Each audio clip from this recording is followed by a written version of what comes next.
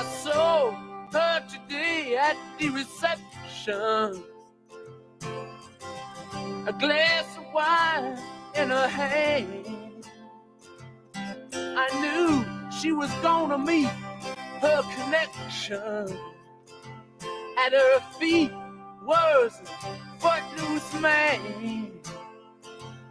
You can't always get what you want. You can't always get what you want. You can't always get what you want. But if you try sometimes, well, you might find you get what you need.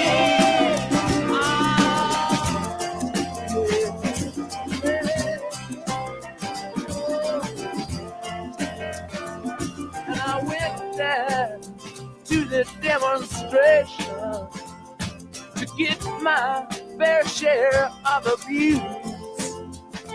Singing words gonna vent our frustration. If we don't, we're gonna blow a 50 amp fuse. Sing it to me. You can't always get what you want. You can't always get what you want. You can't always get what you want. But if you try sometimes, well, you just might find you get what you need. Oh, baby, yeah. Oh. I went there to the Chelsea drugstore to get your prescription filled. I was standing in line with Mr. Jimmy. A man, did he look pretty ill? We decided that we would have a soda. My favorite flavor, cherry red. I sung my song to Mr. Jimmy. Yeah, and he said one word to me, and that was there. I said to him, you can't always get what you want. No, you can't always get what you want. You can't always get what you want. No, but if you try sometime, you just might find you get what you need. Oh yeah. Woo!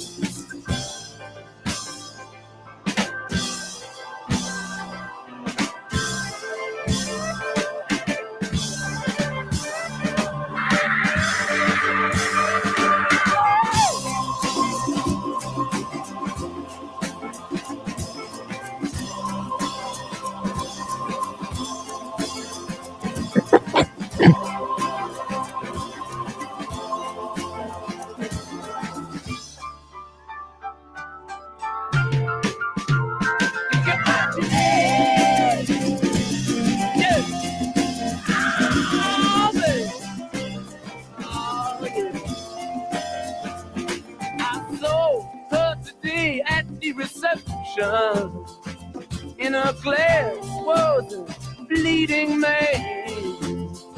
She was practiced at the art of deception. Well, I could tell by her bloodstained hands. You can't always get what you want. You can't always get what you want. You can't always get what you want.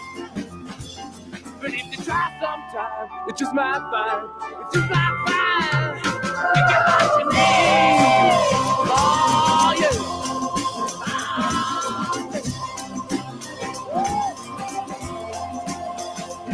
You can't always get what you want. No, baby, you can't always get what you want.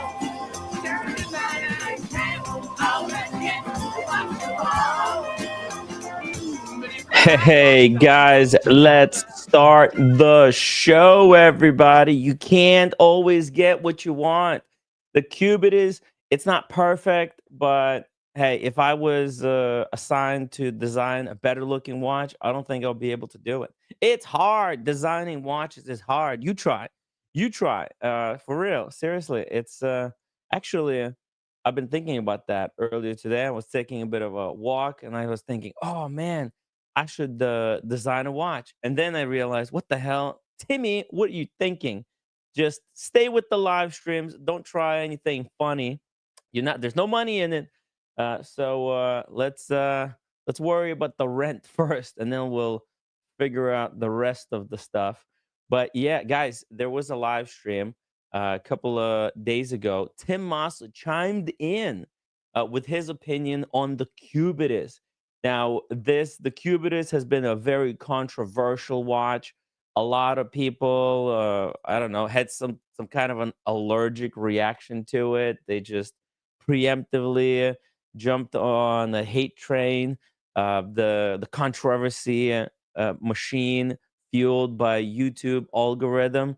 I stayed away from all the nonsense and tried to really think about it. I kind of understand what Patek did here, so I'm not hating it. I look at it and I think, oh, it makes perfect sense. It's a logical continuation of the genetic line, right? If Patek Philippe uh, uh, line of watches was a family, I understand where this watch came from. Kind of like, when you look at a family, you got the parents and then you got the kids.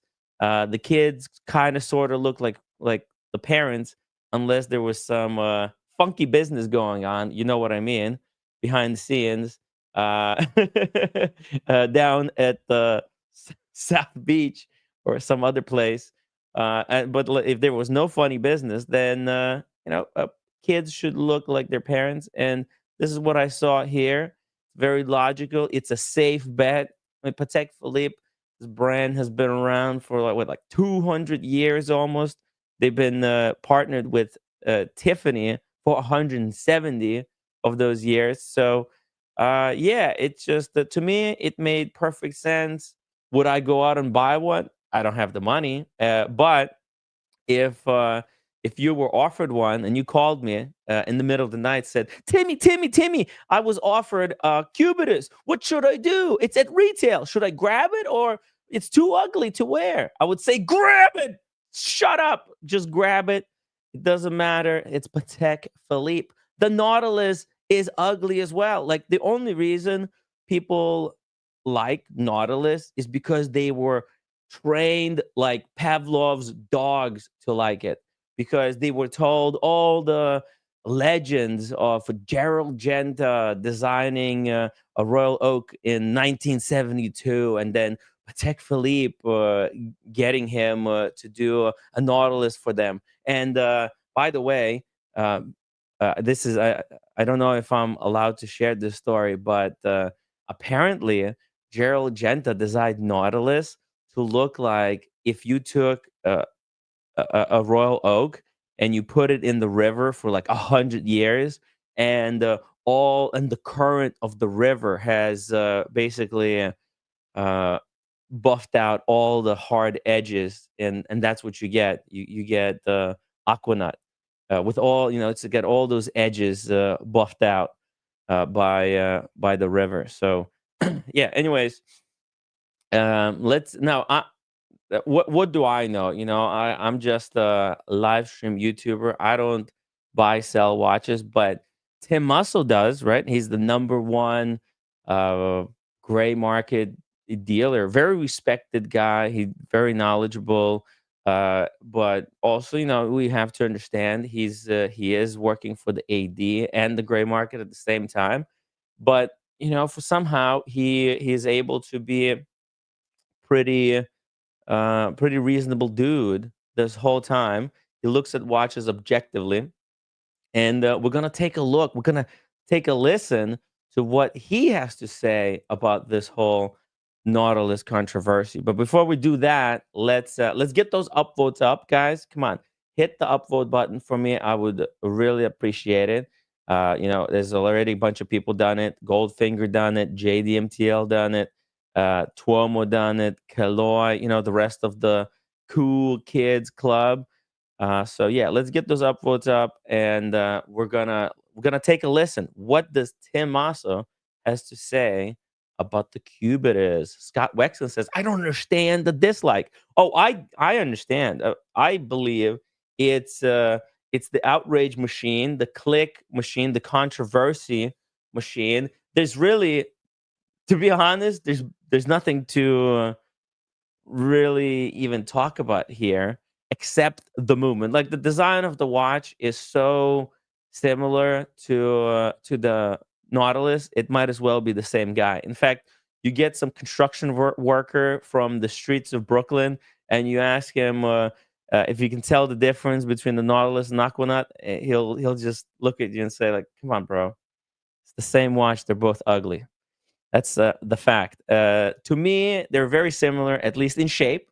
Oh, to my Cartier. Hey, Cartier is another great brand, and maybe this is what Patek was trying to go for. Maybe to try to create an alternative to a Santos like watch. In fact, let's pull something up. I've got some gray market stuff over here. So I wanted to also cover a bit of a gray market here. Yeah, let's pull this up, Timmy.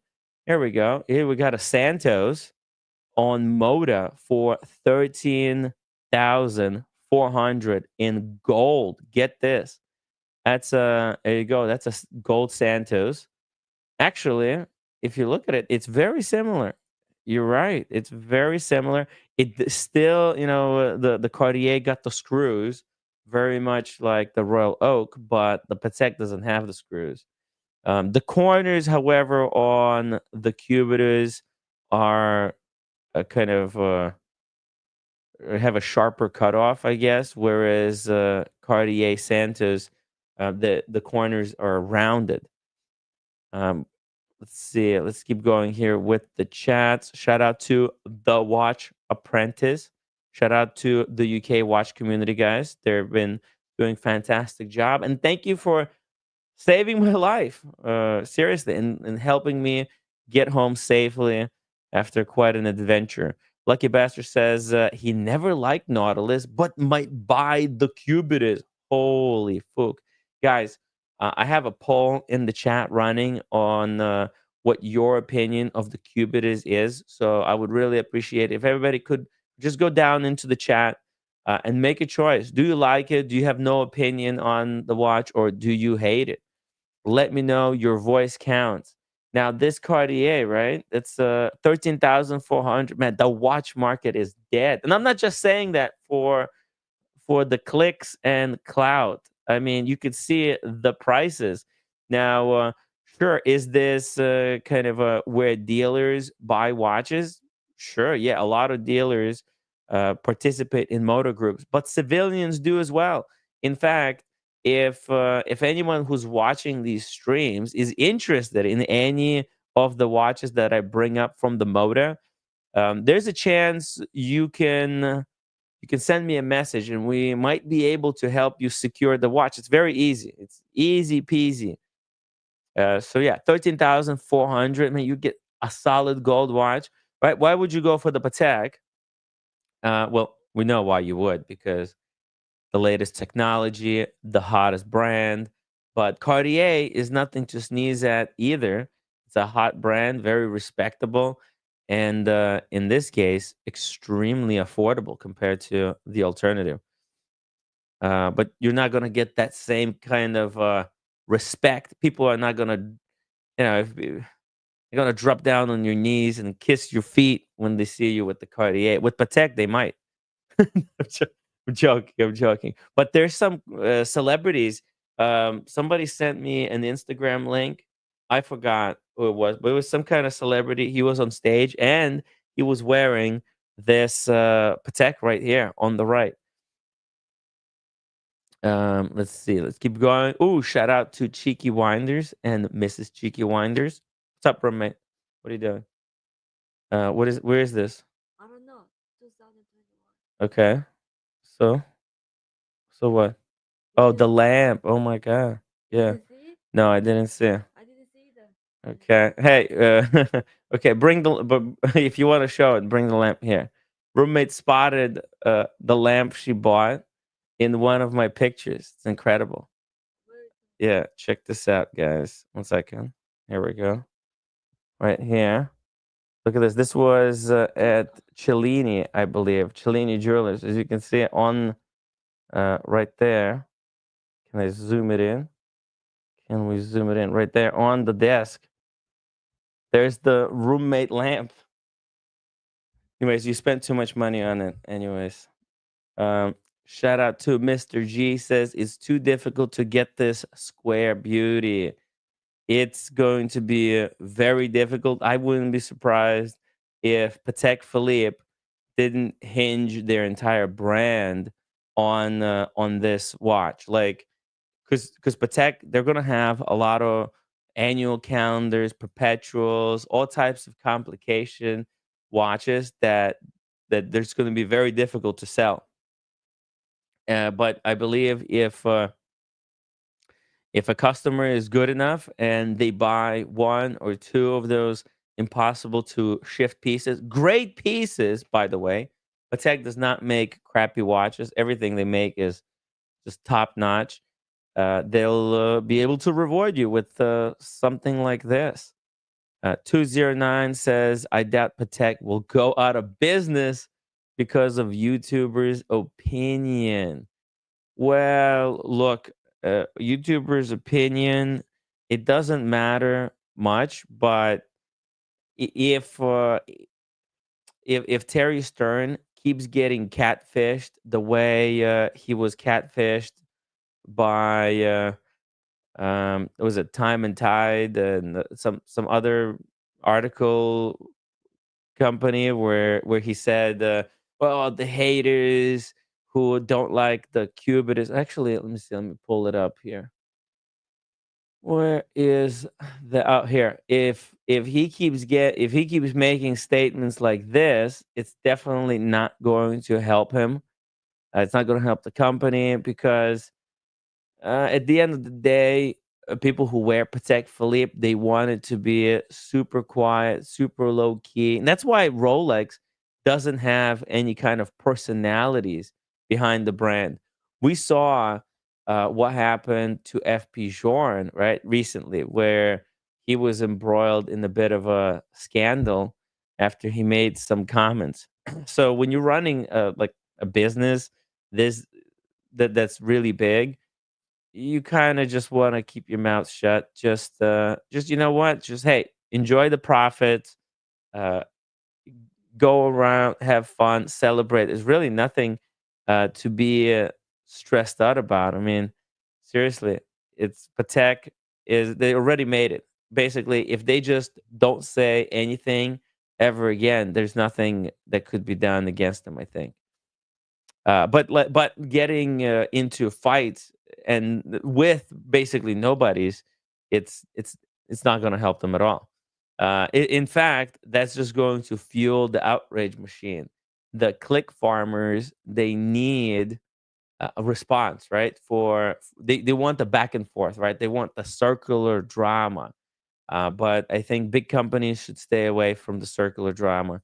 Just focus on your thing. Just do your thing, and so cool. Mr. G, would you get one of these watches if you could? Magic City, great to see you as always. Beautiful watch. Oh, look at this. And the Watcher Prince says people hate it so much it's most probably sold out.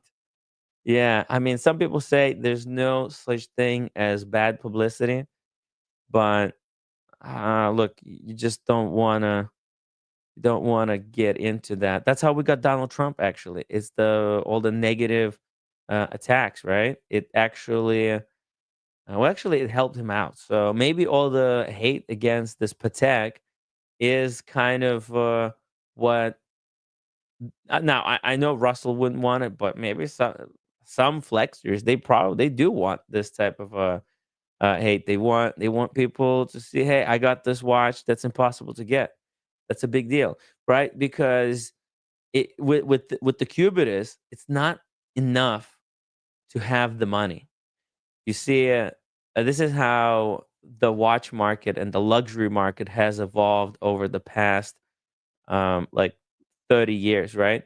Originally, when the Royal Oak and the Nautilus, those two steel sports watches, when they were released, the point was to kind of create a luxury watch that was in steel but cost more than equivalent gold watch, right?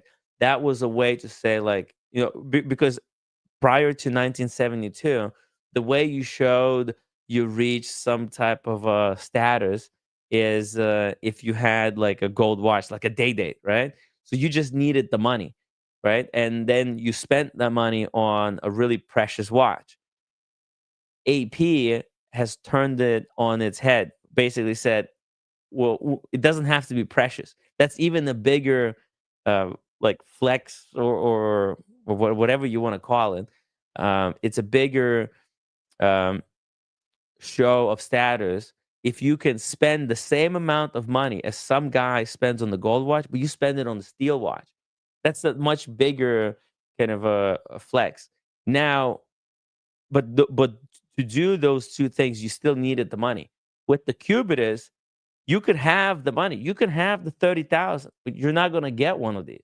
That's the point here is money alone is not enough. If you want to get this watch, you gotta either, you know, take a gut punch and go to the gray market and pay $155,000. That's how much this watch is selling for right now on Moda. Here you go, boys. We found one for you. 155,000. Double retail, I believe. It's not actually that bad. Now, if you have the money, imagine paying double for something that is already overpriced. It's a guttural punch. You really have to have, along with a lot of money, you also have to have almost no sense whatsoever. So, yeah, it's tough luck. Jim Jones says, I like the looks of the Royal Oak better than the Nautilus. Now, Royal Oak, or AP, I mean, AP has made a square Royal Oak before. So, and Vacheron done so as well. So I wouldn't be surprised if we see a square Royal Oak and a square Vacheron coming out in the next like 2 years. Because if they don't, and Patek is just going to capitalize on the square shape, and they're going to capture the entire square watch market. Speaking of squares, Daniel Katz. I'm definitely a square. I'm definitely a square. How you doing? I took an Uber today and somewhere to Nowheresville. I took an Uber and Now, I would beautiful. actually recommend finding a local taxi company. It's going to be a lot cheaper, Daniel, than Okay, taking Uber. I okay. know Talk Uber to is me. convenient Yeah, and we've gotten so complacent, yes, I know. but if you just make a simple phone call, you'll Yeah, pay less and the sister is going yeah. to love you for it. Okay, thank you for the sister, the mysterious sister. Thank you for bringing in the sister. I take an Uber and the guy turns around. I'll discuss you privately about that. Sure. I haven't ignored that. So the Uber guy says, "Excuse me, do you mind if I ask you how old you are?" And I said, "Well, I said I was 60. I said I was my age, right?" And he said, Uh-huh. "Oh, 142. I thought you were 140. Oh, you're much younger." Oh well. Anyways, It I was have right. Go ahead. What are you gonna say? no, I said you should have went with 142. Yeah, okay, I didn't want to say my age, but whatever. Oh, okay. So that's You my don't want to dox day. yourself. He could, if he Yeah. knows your age, and he already knows your name because it's in the uh, Uber driver app, Oh, maybe. I and don't he know. knows your house address because he's taking you to your home, Yeah. then Okay. he could really isolate you. Um, Okay. But So, anyways, I'm going to be in mhm. writer's circle a while. I just thought I'd join you for a couple of minutes because you're Okay. all alone. Poor Tim. I didn't see you again. Listen, Jane, I'm doing this as a job. Yeah, yeah. It's all cool. Sometimes there's people. I mean, you can't. I can't be you know, forcing other people to No, no, come it's and do okay. 3 hour streams with me every single day, talking No, no, watches. that's right, that's right. They'll But go insane. well, it's okay, Tim. I'm already insane. Okay, Yeah. so Unless uh, you're already insane. Guys, yeah. the link is in the chat for Hold all on, the insane my people soup that want to is. join us on the stream. Oh, my soup's cooking.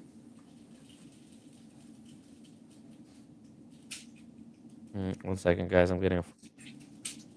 Yeah, I just brought the soup down. I'm just trying to bring the temperature down. Oh, okay. All right, everyone. He's on the phone.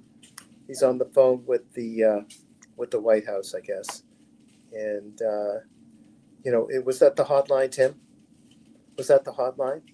Yeah, yeah, it Okay. was to fix a computer. Thank Oh, God. I needed that because okay. I can't believe it. I still got these a few contacts, few of these people who rely on me Oh, to yeah. fix their computers, and, All right. and it just luck just goes in such a way that every time I need a little bit extra help, Yeah. boom, they have their computers and stuff has some issues, and they asked me to go help them fix it. So Oh, yeah, I'll yeah. go When this are you going? Saturday. Oh, Saturday you're gonna go. Hmm. Oh, you're like O'Sheen. You can fix anything, I guess. Yeah, well, computers, Yeah. iPad, kind of Oh, yeah. technology wise, as long as tech Nice, nice. related. Yeah. Yeah, yeah. Self-taught kind of, I guess. Yeah, because I grew up with this stuff, Oh, so yeah, yeah, yeah, I yeah. know kind of how it works All right, right. naturally. That's pretty good. That's pretty good. You It might have to helps try out to because because actually, the new my brain is generation, yeah. Daniel, the new generation, they don't know anything about the computers. I'd be No. surprised. The young kids, Well, the IT clueless. kids do, I guess, but even then, you know, the IT kids maybe, but outside of them, maybe they're just as Yeah, bad as me. yeah. No, the iPad kids, they're they're clueless. They Oh yeah. know how to work the iPad barely, Okay. but fixing something like a computer, opening inside, changing memory or RAM, or No, no, I I don't know, know. I was replacing a okay. heat sink. Oh, then I'll need. I don't know how much you charge. I'll probably need you to, like, you know how the iPad. If I update the Hmm. iPad, then it's the same stuff that's inside the iPad. So it doesn't matter if you came to fix how I messed up the iPad here. Once it's fixed, then I can just change it over when I get the updated iPad. It just transfers over. I Yes. think the system will just change over Yeah. without seamlessly. I remember that's probably it. So even though I may not have gotten the iPad yet, Hmm. if you came to visit Toronto and you were fixing the iPad, and I paid Yeah. you $300,000 that I can't afford, three Sister hundred would kill thousand you. dollars to pay. Yeah, my sister would kill me. Then when I get the new iPad, then it just transfers over, Mm. fixed. I think that's my conjecture. Anyways, that's my guess. You see, but that's not really fixing. Just getting a new one. That's called just No, fixing no, your problem by just getting a new no, iPad. no. That's not what I meant. Mhm. It's the system within the iPad that needs fixing. It's not really the iPad. So you would come and fix what's the way I messed up the system inside Oh my. yeah, yeah, yeah. And Just once clean that up, is remove some fixed, viruses if that's you right. got there's some stuff, spam. Whatever, Yeah, and that simply yeah, transfers the memory of all that to iCloud or whatever into when I want to buy the new iPad, which is just hmm, the house of the yeah. system that you would be fixing. It's pretty good how it is right now. Yeah, You can get the new one, transfer everything over, and you just take off where you left off on the old one. right, right. It didn't used to be like that Or in the past. or maybe what I'll do, knowing that I messed up my emails because I got emails from 300,000 years ago. I haven't Oh, cleared it. I don't know you where to still press the need them? button. I have no. I got to get rid of those emails from 300,000 years. I don't like. I used to be able to do it when I had the landline computer, Oh, but there's no place. Like for example, to let's not get into it. You'll help me yeah. later. Let's save it for Okay. Saturday when I actually fix the computer. If Yeah, anybody yeah, else yeah, in the yeah. watch community needs some IT help, let me know. I'm for hire. I Fire, could, yeah, yeah. yeah, I could do some IT phone calls. And Trying to. I might teach some yoga, Tim, later, Oh, and we'll work out something. Whoever wants to contribute to that, maybe I get a certain percentage, you get a certain yeah, percentage of that. We'll work it out, okay? yeah. If you want It's to do just yoga pocket streams, money. It's just coffee money, but maybe we'll yeah. do that. All Yeah, right. exactly. And guys, become members at the price of a cup of coffee a month. You can keep this stream going every single day for at Mhm. least 3 hours a day. Pretty Okay, cool. Pretty cool grab. little show.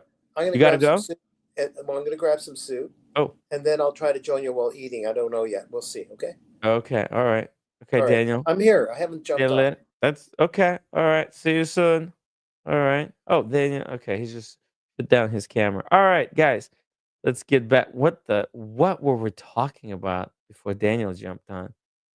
Spunky Hunk says best ignore the Cubitus shitter to avoid unnecessarily confronting your senses. We need to awake our senses, not dull them with resultant hypnotic jolts, hallucinations, and sleepiness.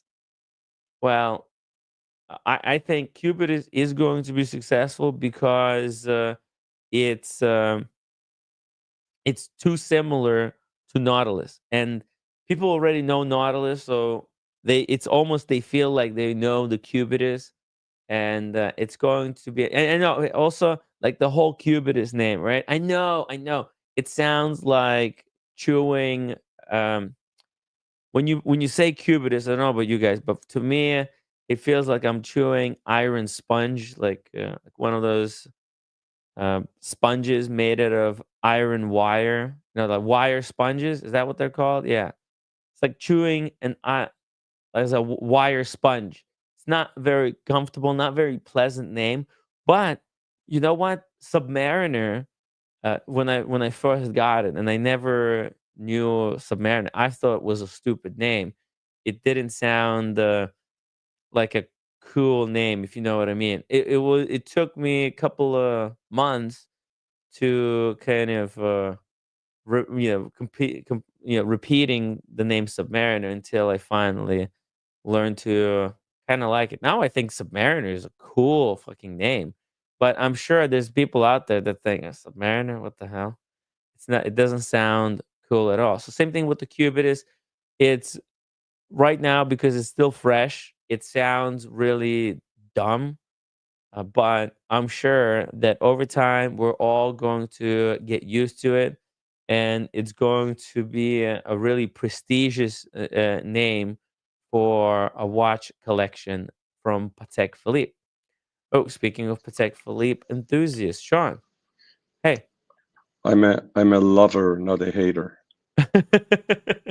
Nice, very nice. Me too. Me too. I Can you hear love. me? Yes, we can. Hello, Oh, maybe you can't hear us. Hello. Oh, you're. Timmy. Can you hear Okay, me? you can't hear us. No, you can't hear us. Let me just type it out. Oh, I can hear you now. Oh, can you hear us now? Okay. Can you hear me? I can hear you. Maybe yeah, you gotta put the. Hello. Let's see here. I'll just do it via comment. There we go. We can hear you, Sean. Okay, cool. No, but Technical you can't hear difficulties. us. I can hear you now. Okay, very good, very good. Okay, so How you hey, doing? I'm doing pretty good, pretty good. I Yeah, I figured just jumped on to tell you that I'm not a hater. I'm a lover. you love it. You like the Cubitus, or you're kind of I'm neutral on it? I'm Not hating it. I lied. I'm a hater when it comes to Okay, when it comes to Cubitus, that's No, here fine. it's Yeah. I don't want to go down, Pat, because there are a lot of people that like it, and there's reasons for people to like it. But anyway, it's a different subject. But my bone and beef wasn't with the Cubitus; it was just with the comments that were made. So, but anyways, the reason I jumped on also is because I'm going to only be on for a few minutes. Mhm. Hooray for everybody else! Is one of the followers great followers of the channel, reached out to me and said, once we have the time set for our trip to Geneva, to Paris, and then to London, to let him know, because in London he wants to take us to one of his favorite restaurants and to spend time. So I'll let you know who it was. I think I think I know who it is. Is it an Indian restaurant by any chance? Yes. Okay, And then I know. they have their restaurants over there, Indian restaurants, are much better than what we have over here, Oh in yeah. my opinion. Oh yeah. Yeah. London, from my understanding, it's not really best place to get fish and chips, but it is the Why? best place. Well, the fish and chips is popular over there, but it's not the best food.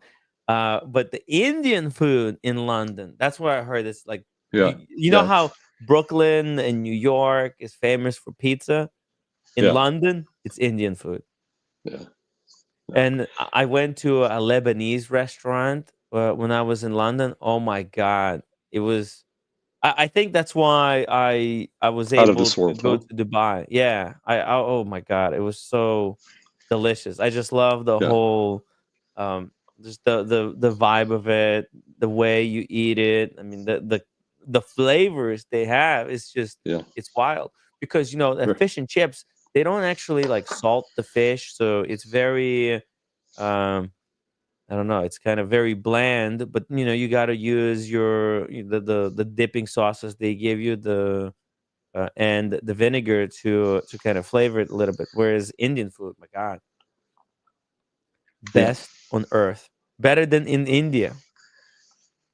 I wouldn't know about that, but when I was in London many years ago, I had some Indian Mhm. food and it was fantastic. It was Mm. fantastic.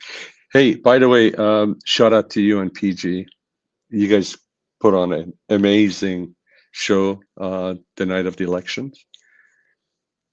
Uh, Thank you. you guys should do that more. And the way you had it set up and the information and the discussion between the two of you guys was really good. Very good. Thank you. Yeah, we tried our best. I've put on a shirt. I like It was, spent the yeah. whole day Yeah. It was just proper, man. It was proper. preparing. Yeah. It was Yeah, it proper. was. All We're right, gonna do the midterms. I'll And add that. Danny Yeah, is on. Danny I'm just Hey, on Katz. for Danny. a little while eating food. I don't want to talk He's and eat eating at the same Indian time. soup. No, I'm Oh, he eating is. some kind of mushroom Joking. concoction, but magic mushroom soup. Okay. Anyways, Ooh, psychedelic. Mm. yeah, Psychedelic trip. I got the bowl to prove it. Anyway, so um, the progression, the way you talk the progression with PG, I'm just adding to what Sean said. Uh-huh. I was comparing because I was watching the Bulwark, and you were pretty dead on, like you and PG, like noticing a certain progression in the rural areas, and these little details, and you saw like things were the way they were going to be early, like you Yeah. sensed it. I think you and PG and those phrases, I don't know, was just pretty dead on to what the Bulwark people were saying also on their end. And they're like 3.5 subscribers, the alternative news. 3.5 million. Yeah, million. That's what I Yeah. meant. Yeah, that's slightly Right? more people. These networks 3.5 could million. hire us for Yeah, $2 yeah. million a pop to do that type of analysis, right? I don't know how they work their payments, and not that everyone has to agree with. And they're made up of, if you can make sense of it, kind of the hippie version of Republican group, like of Hmm. original centered right, Hmm. hippie kind of Republican group, headed by guys like Tim Miller and I'm including sort of the Midas Touch group also. I'm not trying to plug them, but you were pretty good. You and Thank you. Peachy, I agree Thank you. 100%. yeah. Hey guys, I'm gonna be jumping off. Just wanted to say hello. We have an And, event going on tonight, so I'll gonna be just busy before afternoon. I Yeah. understand. Just before you leave, if you ever Yes, sir. consider selling your multicolored tie, just let me know. You like this one? That's a perfect tie to go with the Yeah, watch you're yeah. wearing there. Yes, Can I we do. take a look? What you got? You got that Patek. That's right. All right. Woo! That's the It's my opposite of a cubitus. yeah. It's my circulitus. Oh, no, that sounded bad. Circular logic lititus. And then Wow. it goes actually pretty nice with my Ooh. Carandache Oh yeah, yeah. You're Le the. Mans. Oh yeah. Someday you'll join Writer's Circle, Sean, and express about some of the poetry you're writing with these fancy fountain pens, Beautiful. or stream of consciousness, or whatever it is. Well, he's signing documents and of course. doing all the work stuff. Yeah, yeah. Yeah. It's good, you know, There you go. whenever you got important document to sign, it's good to do it in a memorable like way with a pen with beautiful signature, you know. You know it. It's a Also, celebration of contract. That's why whenever I see it, you know, the like presidents or something and they got those pens, you could see, oh, they're using Mont Blanc. They're gonna be signing like a peace treaty somewhere. yeah, but Like, also it makes it more but special. also on a darker side, Denzel Washington as the equalizer, but probably can eliminate someone with that fountain pen. yeah. Yeah. Denzel Washington, what? What happened? Denzel Washington in Denzel the Washington, Equalizer. the actor Denzel Washington in the movie The Equalizer. Does he kill someone with a pen? He could, because he's Yeah. a former CIA agent in his fiction thing. It's sort of like a James Bond type of movie kind of thing. There's a bunch of films, so called The Equalizer. Yeah. Anyways, let's just join that in. Very cool. By the way, I don't know if you guys yeah. the shirt Tell do. us about like what shirt, tie, and the cufflinks. The cufflinks are Cartier. Oh, Cartier. Oh yeah. Very nice. And the shirt is Charvet. This is one of the shirts that I got in the this year when I was in Paris. What's the name of this style of shirt, Sean, where it has the white cufflinks and white collar, but it's got like there isn't any specific style for it. As a matter of fact, I called today to Philip at Charvet. If you guys want to get anything from Charvet, call Philip and let him know Sean from LA referred you.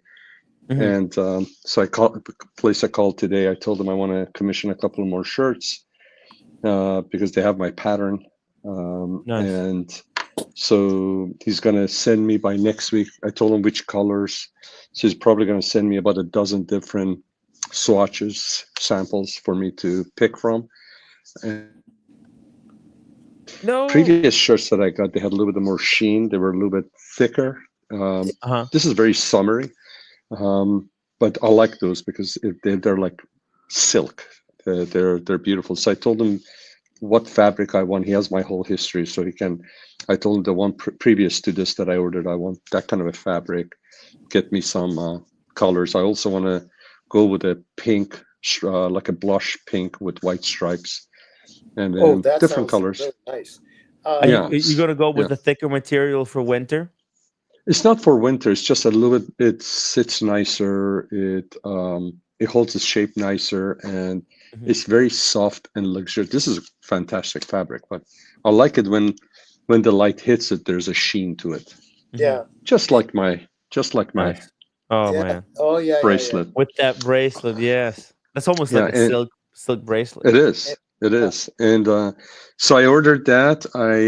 I'm picking up a really cool pants that I ordered later on tomorrow actually, and then tomorrow I'm gonna be more than likely I'm gonna be fitted for a Ermenegildo Zegna has a fabric called 15 mil 15. It's basically for short 15 mil. It's one of the nicest fabrics I have among my suits. So 15 mil stands from for Zegna. 15 million. It's I'm not into fabric, but there's it just talks about how fine speaks to how fine the fabric is. Okay. There's another one that's 14 mil, but then it's even finer, but it doesn't hold structure as well. And again, that fabric that I'm telling you also has a sheen to it. It's gorgeous. I got I got a pair of pants that they did for me. You think it's silk, but it's not. It's cotton. It's very high grade cotton. So I'm gonna pick it up tomorrow. Weave is so thin. Yeah, and then tomorrow they're gonna do a measurement for me. So I'm gonna order Ermenegildo Zegna suit, and I'm gonna. They showed me some fabrics from the 15 mil series, so I'm gonna go a little bit of funky. I'm probably gonna go with light gray with a little bit of texture, with very subtle light blue stripes in the gray suit.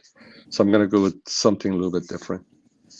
Now, But when you it's, get the yeah, swatches, depending on go ahead. what time it I is, lost you. maybe at least take a picture for us, because I would love to bring it up on the stream to show people like how it works. Or if you happen to still have them, maybe you can join us on the stream and just show us how Well, this process I works. may do that if I have good connection there and all Yeah. that. I may do that.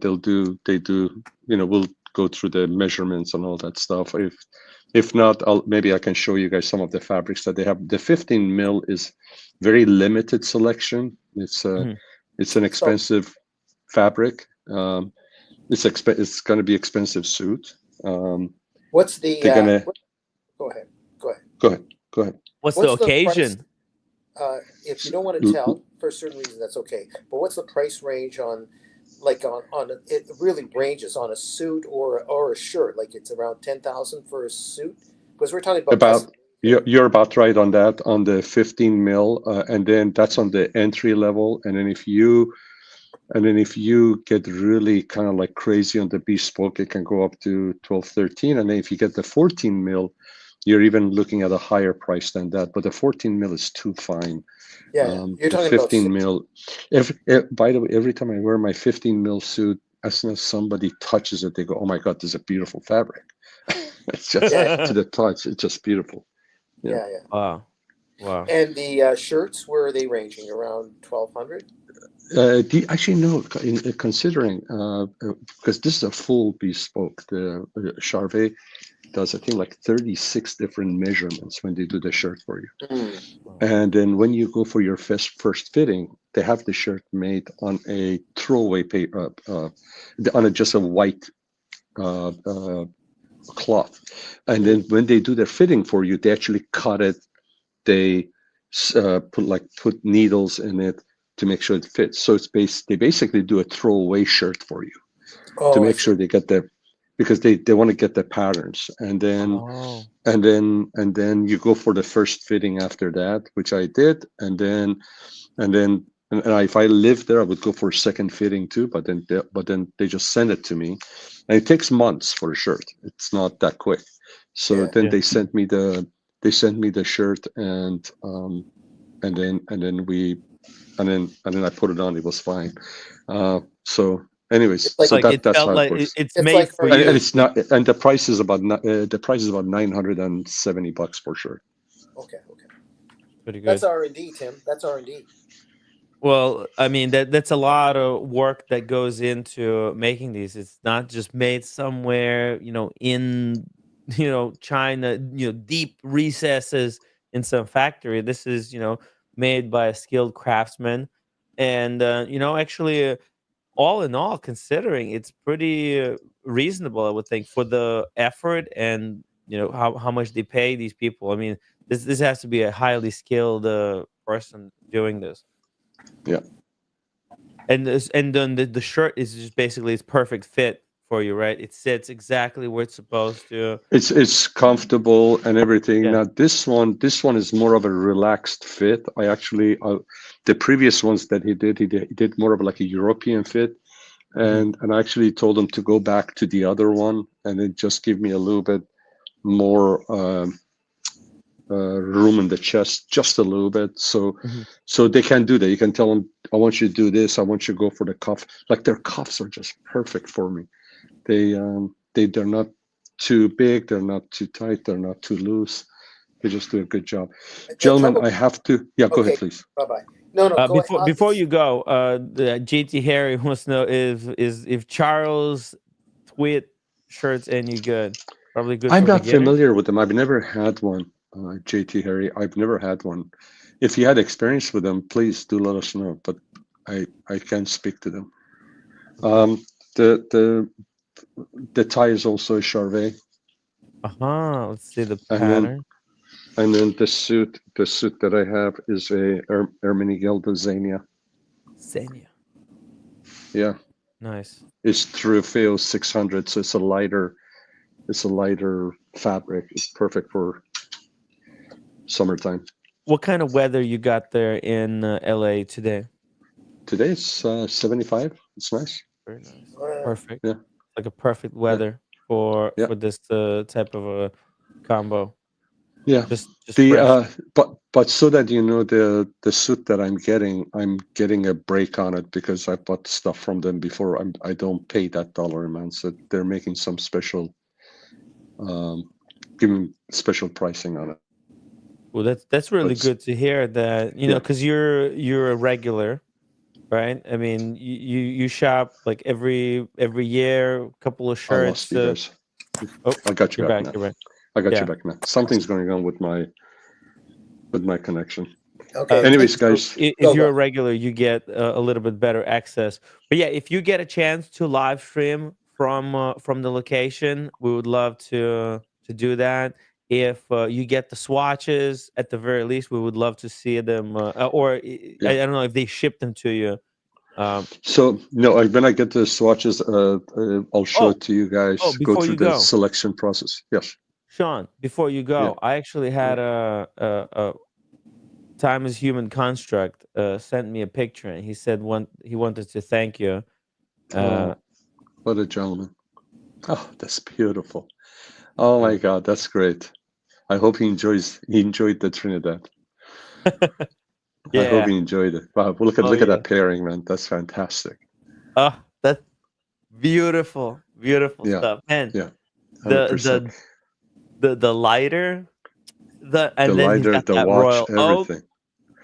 And then the gold Mm, band for Trinidad is mm, gorgeous.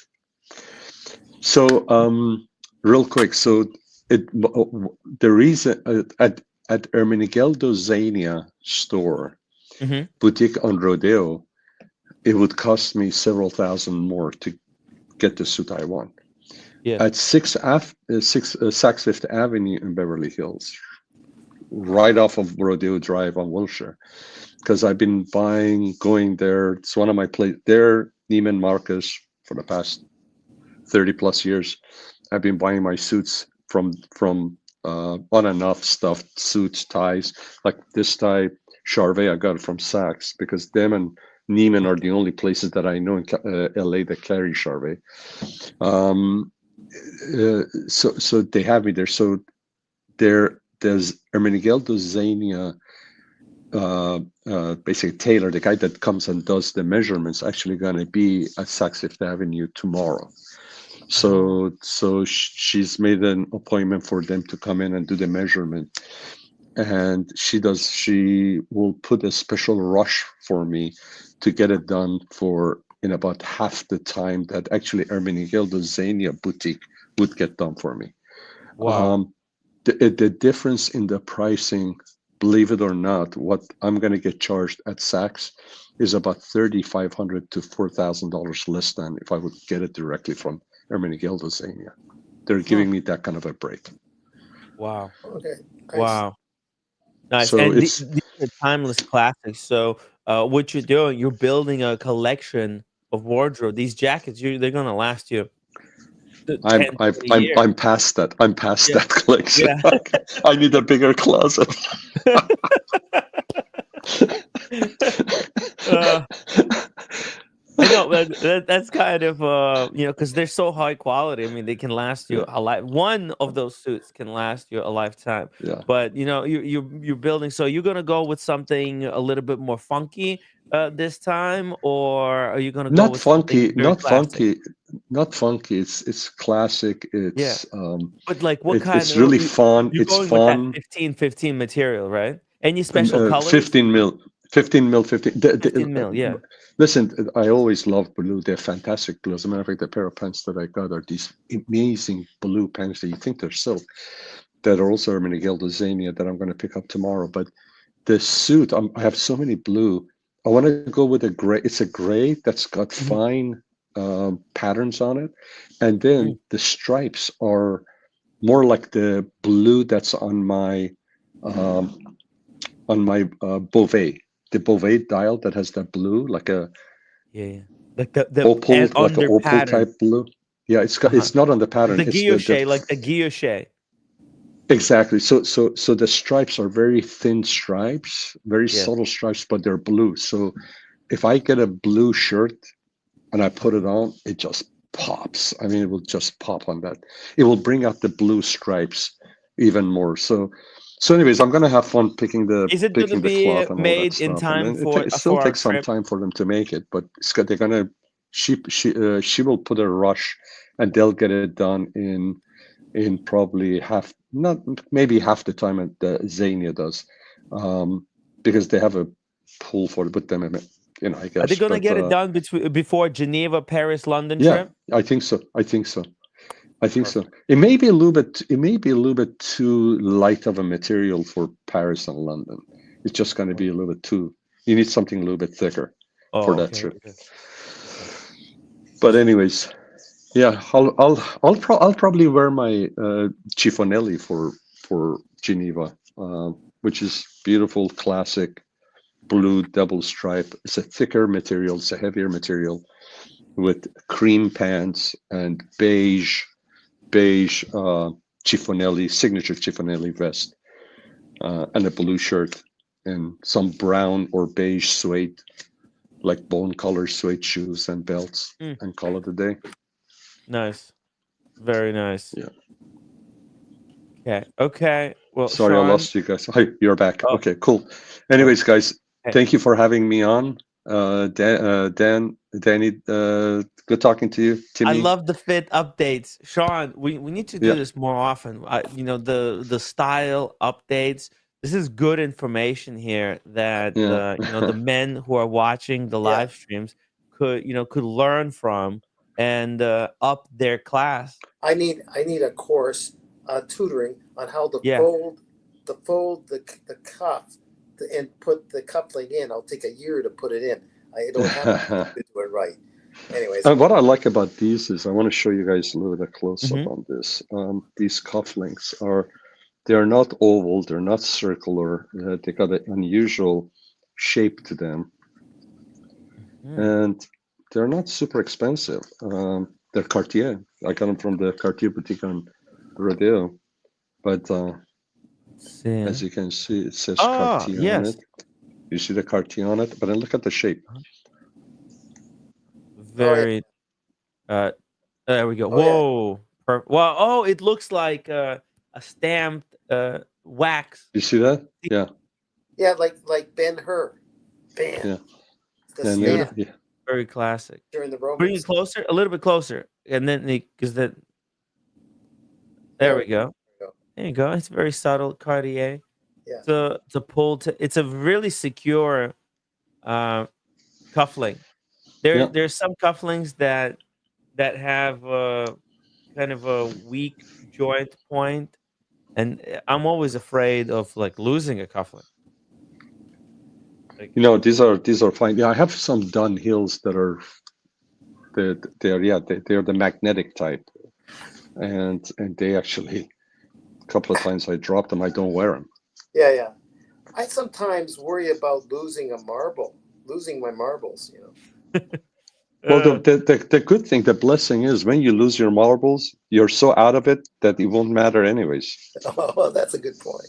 All right. Okay. Who needs marbles anymore? All right. Hey, Chris. I just Chris did a full tweed sport. Oh, cool. Very nice. Trousers plus fours sports jacket, field coat. That's a proper British Scottish suit. And if you live in that part of the world, there's nothing like a tweed, and nobody does it better than the Scottish and the English, the Brits. Anyways, gentlemen, okay. Have a great day. Talk to you guys later. Thank you, Sean. Take care. Bye-bye. Can't wait to see the update. Okay, bye. I'll stay with you another minute, Tim. Tim, you know, he's talking about something that might pop, you know, some clothing or attire. That's what I'm worried about. I haven't popped in a long time. But anyways. Well, Daniel, I've popped, and I've got to the point where I can't fit into anything else. So I've got an emergency over here at All home. right, all The right. Yeah, emergency in I the hear Tim it. Wright studio. Yeah, I'm too fat to fit into yeah. anything else And other what? than Yeah. this. Okay. What's with the wandering roommate, by the way? She's She's wandering. sick. Oh, poor roommate. She's Yeah. wandering with the shoulders slumped over and the whole thing. She's Darn it. putting on the whole act. Oh She's got man, the I see flu. it. And Poor she's roommate. blaming me for it because Oh when I yeah, came yeah, back from London, I yeah, was a little bit feeling yeah, feeling fluish. She took the COVID test in the morning. It's not COVID, luckily, yeah, yeah. but she's blaming me. So, Okay, damn, how could you do this to okay. me? Oh yeah, She has yeah, to yeah, take a sick day from work, and yeah, she yeah, doesn't like taking actual sick days. She just likes to take sick days, yeah, like yeah. everybody else when they just need an extra day off. Double D says Tim, Sean, and I should do a fashion shopping show since we have different styles and bank accounts, but both care about fashion. Might be interesting. I'll provide the budget option. That's a genius idea, Double D. Yeah. Fucking genius. Yes, because somebody else earlier was talking about Charles Twill and Double D. I'm gonna start exercising the f out already today. I'm already been eating healthy. I went for a walk. I did my cardio, and then I'm restarting the diet. All right, Daniel, that's Okay, what I try to mean. get on that machine I showed you, right? Try to get on that machine. The one Yeah. where doing So pull-ups. I signing up for. You want me to sign up for the gym? Yeah, yeah, it's on this Oof, play. it's expensive. Okay, then maybe come as a guest in Toronto, but then to fly to Yeah. Toronto. I'll come. I'll just stay on your love seat that you took Well, from the old house. you can't lie on that. That's horrible. Wait till the other thing comes in a few days. Tim, I got to go myself. Okay. You got to do it alone for a while. Peace out. Peace out, Okay. Daniel. Take All right. care. All right. I'll Okay. drop the link if anybody else wants to join me here on the stream. Otherwise, we're gonna resume my my Cubitus talk that I had prepared. We still gotta watch the Tim Mosso video. So check this out. We didn't just get one Cubitus for you guys. We got both of them or two. Got two Cubituses here. There's the two-tone one. It's currently going for 116,000. Hey, roommate, can you do that in the other room? Thank you. There's a two-tone one. 116,000. Hey, cut it in, roommate. And the one with the complication is $155,000.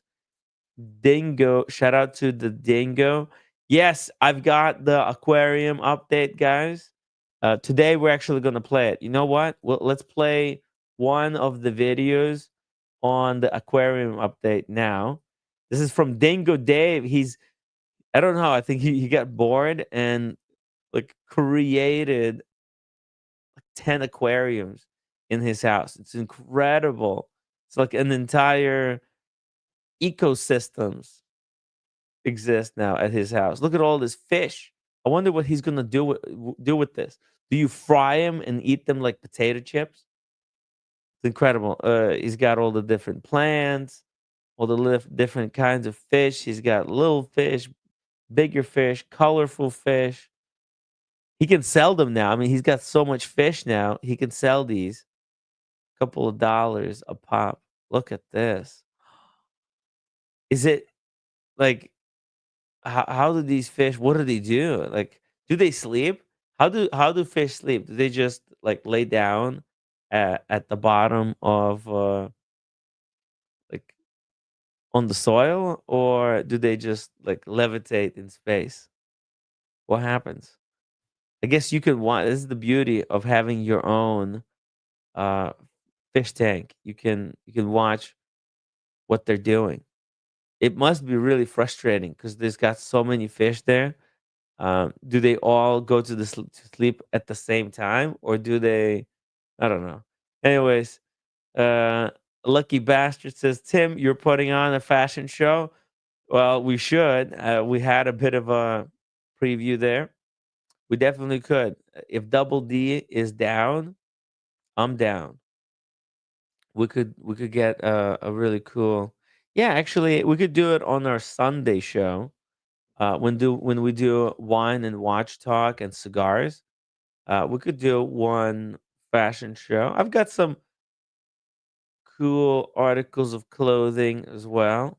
We can bring them out, share with everybody.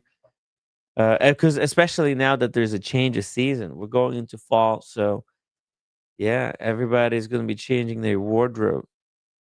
And I wonder what you guys are wearing. Versace boy, he's got his style. It's completely different from Double D. It's This is the difference between style and fashion, right? A Versace boy, he's got that latest fashion, the latest kicks. I didn't realize these guys, Versace boy and Malford, were wearing $2,000 sneakers. What the hell? Crazy stuff. Dingo Dave says, Timmy, I just sent you a new video. Perhaps you can show it later after. Okay. Yeah, I'll show it afterwards. Oh, yeah, yeah. Okay. Okay. Yeah, I'll show it afterwards. Thank you. Um, but yeah, Cubitus two-tone one for $16,000. It's not cheap. It's not cheap at all. It's holding very good gray market price. The one with the date, 155 platinum, very good stuff. So let's go to the Tommaso video. Tim Mosso. What did Tim Mosso say about Cubitus? Did he like it or he didn't like it? Let's watch, guys. All right, so let's jump straight in. When I was in Hong Kong, people live, eat, sleep, drink watches. And so obviously, a lot of people ask me, Tim, what do you think of the new Patek Philippe Cubitus? Now, this he's talking about the IM watch event in Singapore that just happened. And oh my God, that's people in Singapore take watches actually seriously. What's up, roommate? No, no, he's not. He's just like skinny. What? I think he was always this skinny. Really? Well, I don't know. He's getting older. What kind of? What do you mean? You think he has some kind? Really? I mean, I think he looks the same as he always looked. Okay. Well, maybe we'll call him. I'll call him and say, "Hey, Tim, the roommate is concerned about your health. She thinks you're not well." No, I mean, I think he's fine. He's just getting older. He's been doing this watch show for like 10 years now. Okay. And I've got a lot of thought. Oh, so the Singapore event, we might go through this article after the Cubitus video because I haven't had a chance to talk about this. I tried to look at these images from this event a couple of times, and every time we were derailed somehow. So maybe after we're done with the Tommaso video, we'll see, and you guys will see what the hell are people in Singapore doing? Like everyone is wearing serious watches. It's not like New York, because even at the Watch Time New York, there was a lot of great watches, but there wasn't freaking Philip Defoe's one of a kind, right? So yeah, let's watch the Cubitus video. Because everyone asked, I had to have an answer.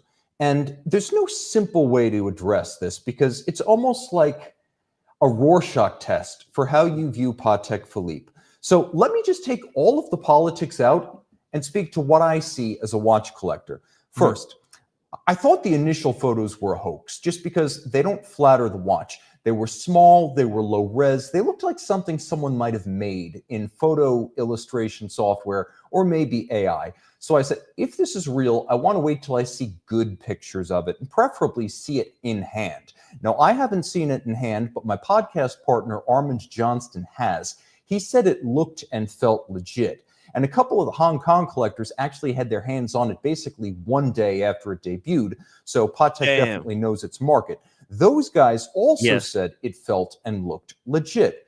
So my take at this point is that I think it's okay. I'm not going to get hot under the collar either way, but Cubitus in general, it's a curious name. It's not a cube. That's a cube. That's the cube. And Cubitus in Latin means an elbow, and it's definitely not an elbow. So in terms of the name, well, it does kind of look like it's cube in the sense that it's a square shaped dial, and the elbow is those cut off corners. The corners are cut off. That's why it's like Cubitus, cube elbow. I don't quite see it.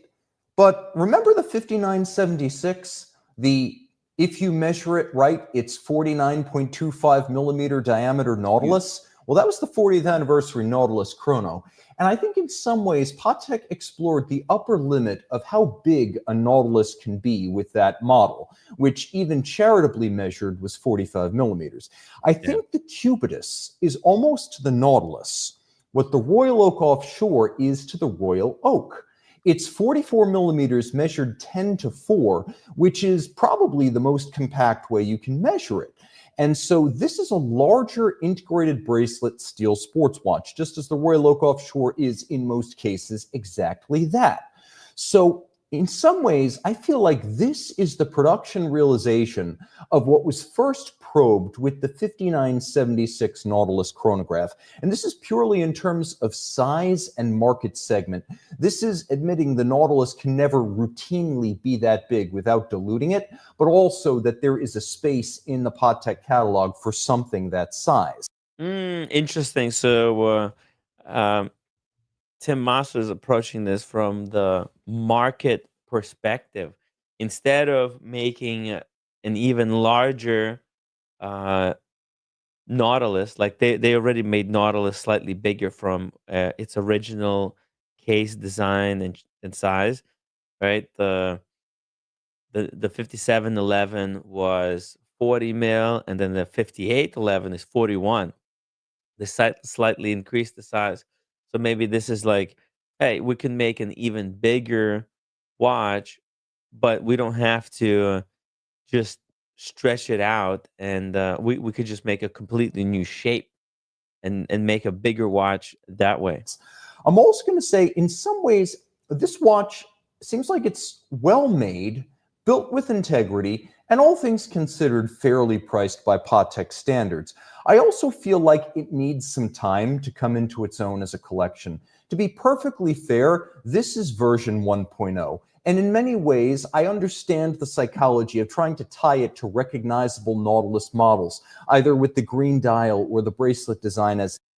Yeah, so it's just a follow-up. It's instantly recognizable as a Nautilus, but not necessarily but it is bigger, and maybe by redesigning it and making it bigger, it is kind of wears even bigger. So a collector could, a collector of Patek Philippe, existing customer, right? I think maybe Patek is making this watch not for new buyers, not for people just getting into Patek Philippe, but for people who already own every single different kind of Patek Philippe. Like they already bought maybe 10 pieces and they want something different, yet something instantly recognizable as Patek. They're making this for existing customer. They're saying like, oh yeah, it's time to make your own legacy. I think this is for existing customers. It is. And it reminds me of the launch of Audemars Piguet's Code 1159. So when this first came out in 2019, I think we all thought, this doesn't look its price. It doesn't feel right as a dress watch. It's too big. The proportions are wrong for something elegant. But what we all really understood was the biggest problem was the dial.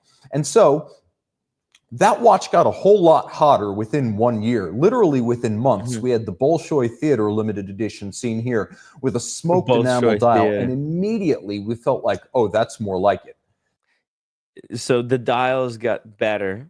I guess, yeah, Patek played it very safe with the 3 dials they came out with, right? The bluesy, the blue with the new movement in platinum, the big date, Cubitus, and the green, it's the same green dial as was the exit Nautilus. Remember, before Patek Philippe discontinued 5711, for a whole year they produced a model with green dial, and so and then once it was discontinued, yes, they released the 5811, but with blue dial and in white gold.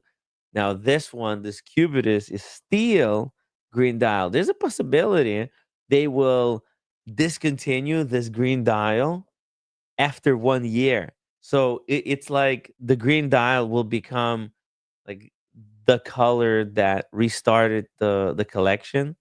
So it could become actually extremely sought after and collectible in the future. Patek Philippe, they know what they're doing. It's just such a clever brand, honestly. That was a significant improvement, and it really only took a few months for the watch to start to acquire its own identity. Yeah, AP has played around a lot with the Code 1159. I don't think it was that horrible to begin with. It was very different. It was high quality. It was all about, like, if you saw the picture of it, it doesn't look that great. It's a watch that you have to hold in your hand, experience it on the wrist to see the kind of how it plays with the light, how that crystal curves and creates this kind of a ghosting effect. But if you just see Code 11 in the pictures, it could look really hideous. Yeah, it's experience. And I don't know, actually, all the so-called improvements that they've done to the Code 1159, I don't know. I'm not extremely keen on them. You know, the new steel Code 1159 with this radial pattern. Mm, I don't know. It doesn't really say Code 1159 to me. But maybe it's just because I'm so used to the lacquered dials. Not as a royal oak, to which it pays abundant homage, just as the Cubitus pays abundant homage to the Nautilus, but really as its The way that Code 1159 pays homage to the royal oak is that it's got this mid case that's shaped like a royal oak bezel. So the outer ring and the bezel is round, but the mid case kind of warps in the shape of the royal oak bezel. This is something that you can't see in pictures. It very poorly translates in pictures and video. You have to hold the watch to see the facets, and then it kind of, that reminder of the royal oak being kind of hidden inside a Code 1159 becomes a little bit romantic. It's kind of cool, you know. Oh yeah, it's a round watch, but inside it's a royal oak. It's a cool feeling. own kind of dress watch, neither a royal oak nor a Jules Audemars, and frankly, the 1159s got better and better. If you were to ask me today, Tim, what Audemars Piguet do you want from the current collection? I'd say the Code 1159 Star Wheel. But yet it took a few years to get to that point. Shout out to Humble Pine. He's actually got the Star Wheel. Man, this guy has been ahead of the curve. Ahead of the curve, I'm telling you guys. Humble Pine, true legend in the watch community, just buys watches that he likes. That's it. It's as easy as that. So the 5821, This Mhm. is basically your core Cubitus model. And what do I think about it? I think it's interesting. I think it's nice. It's a little bit too big for me. Mhm. They got the sizing right in terms of thickness. It should be broad and flat. It doesn't seem awkward. But I would also say that realistically, the double-digit date from the 5822 would be a really strong across-the-board identity for this model line. If maybe they decide that the next version of the standard model is going to have the date at 12 and be the double date rather than have the single date at 3, I think that would give the model a lot of strength. I also think that it would be interesting if they would start exploring different kinds of straps.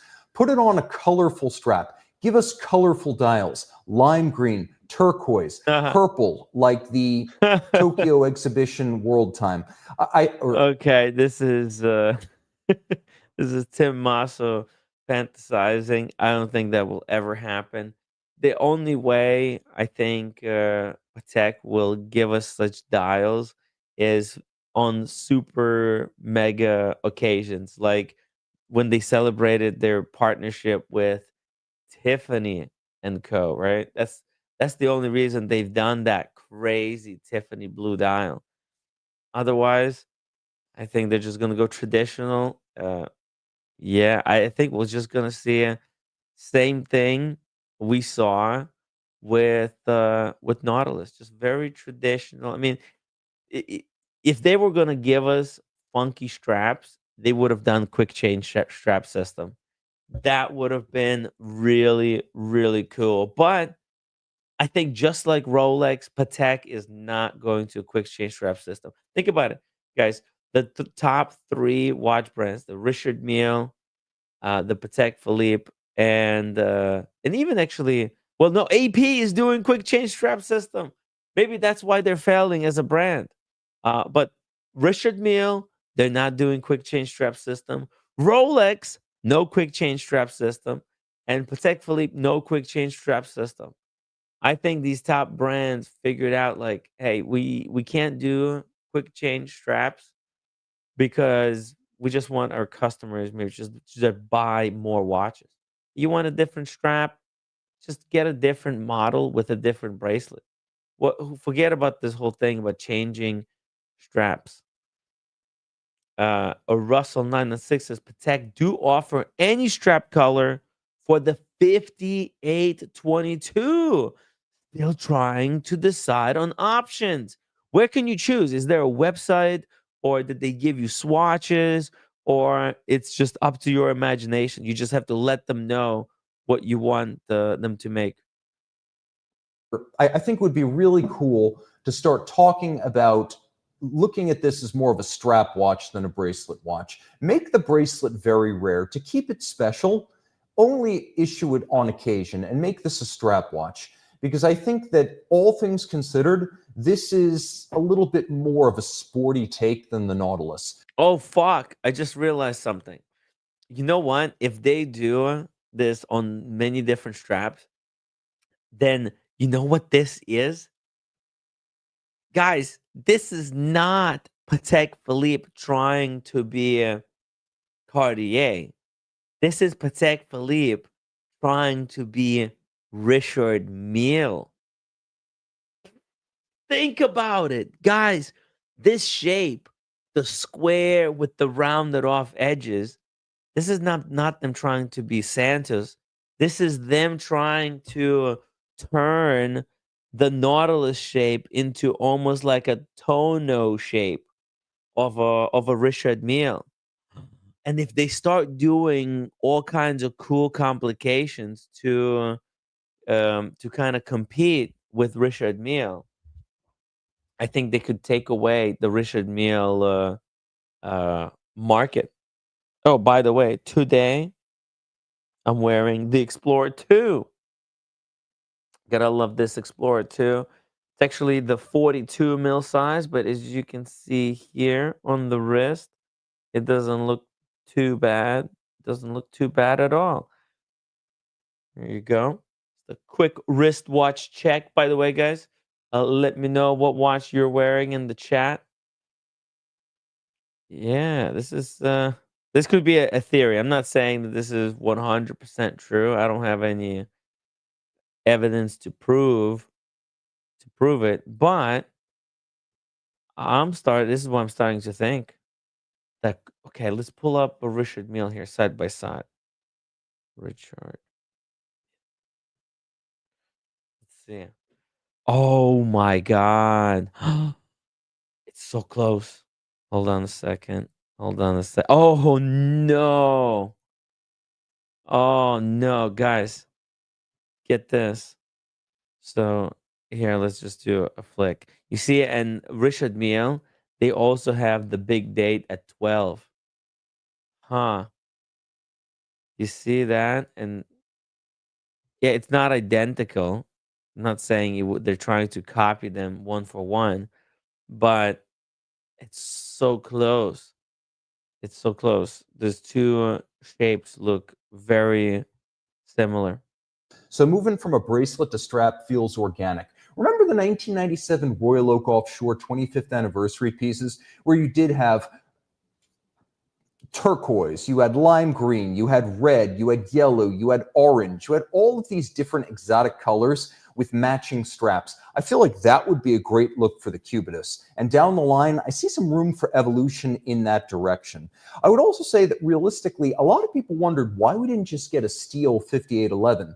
And that's a logical question. And I think the answer is that in the long run, you might see the Nautilus become fewer and more precious. Complications, precious metals, never again a mass market offering. Oh, that would be brilliant because Nautilus, like that watch originally when it came out, it was unsellable. And now it is extremely sought after. So you don't want to stamp them out because that will reduce their kind of value in a way. Like at the end of the day, guys, nobody needs watches, right? So their rarity is just dependent on the brand responsibility, how responsible the brand is with their production. So I think, and then they can stamp these out. These Cubituses, they could make Cubitus, um, like super mass market. Just pump them out. You know, they might Patek Philippe if they're struggling for money, right? Wherever, I don't know why, but if they were, let's say they want to open a new department or they want to update their facilities or their office building, right? If they need to do any major construction work, I know they just built a new factory. So if they need, just big injection of cash, they can just pump out a ton of Cubituses with green dial, the steel ones. I think the market would very easy, I think a lot of people, if they were offered that watch as their first watch, let's say, imagine this going into Patek Philippe and being offered a green Cubitus as your first watch. How incredible would that be? And then, hey, if you want the Nautilus, you gotta work for it, bitch. Russell 996. I don't think Patek will pump out any watches out. I'm just saying, like, if they needed the money, and like their life depended on it, they could just pump out the Cubituses, cash in. It's for some quick cash. I think despite all the haters, it would be a hit. And I think that's sort of where the Aquanaut and the Cubitus are going to carry a lot of the water for Patek Philippe's sports watch portfolio. So if you're going to go in that direction of making this more of a large-scale offering and explicitly sporty, straps should be the focus. And I think that takes the discussion away from, well, the bracelet looks a lot like the Nautilus. And I would love to see some really sporty dials and straps here. I would also say realistically, the watch seems a little bit large for the movement used. So that is, of course, the 26330. And I feel like this would have been a great place to put the caliber 31260, which you'll find in a lot of the more recent Patek Philippe launches. That's it right there. Now, in some variants, it's 34 millimeters in diameter. It's a micro rotor auto. I would love to have seen that in a standard Cubitus. And certainly, I'd love to see it in complicated versions. Yeah, they're trying to make money here. This movement is expensive to make. For instance, if Thierry Stern told me, Tim, guess what? 2025, we're going to take the 31260 QL from the inline perpetual calendar 5236. We're going to put it in the Cubitus. What do you think? I would have been like, take my kidneys.